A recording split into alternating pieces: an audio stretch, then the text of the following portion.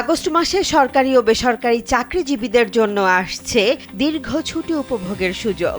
মাত্র একদিনের নৈমিত্তিক ছুটি নিলেই টানা 4 দিনের অবকাশ, তাও আবার একবার নয় 2 দফায়। কিভাবে মিলবে এই সুযোগ?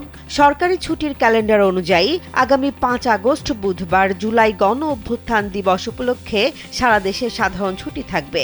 এরপর 6 আগস্ট বৃহস্পতিবার অফিস খোলা থাকলেও ওই দিন একদিনের নৈমিত্তিক ছুটি নিতে পারলে 7 ও 8 আগস্টের সাপ্তাহিক ছুটি মিলিয়ে টানা 4 দিনের অবকাশ পাওয়া যাবে। 5+ স্টার রেটিং প্রাপ্ত দেশের সর্বোচ্চ বিদ্যুৎ সাশ্রয়ী ওয়ালটন এসি স্মার্ট কমফোর্ট এখন নেক্সট লেভেলে। একইভাবে চাঁদ দেখা সাপেক্ষে 26 আগস্ট বুধবার পবিত্র ঈদে মিলাদুন্নবী উপলক্ষে সাধারণ ছুটি নির্ধারিত রয়েছে। এরপর 27 আগস্ট বৃহস্পতিবার একদিনের ছুটি নিলে শুক্র ও শনিবারের সাপ্তাহিক ছুটি সহ আরও টানা 4 দিনের বিরতির সুযোগ মিলবে। শুধু সরকারি চাকরিজীবীরাই নন, যেসব বেসরকারি প্রতিষ্ঠানে শুক্রবার ও শনিবার সাপ্তাহিক ছুটি থাকে সেসব প্রতিষ্ঠানের কর্মীরাও একই সুবিধা নিতে পারবেন।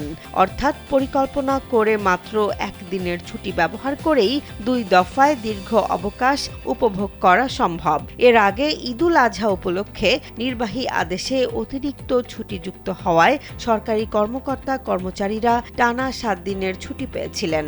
আগস্টেও একই ধরনের দীর্ঘ বিরতির সুযোগ তৈরি হওয়ায় অনেকেই এখন থেকে ব্যক্তিগত ভ্রমণ, পারিবারিক সময় কিংবা অন্যান্য পরিকল্পনা সাজাতে শুরু করেছেন।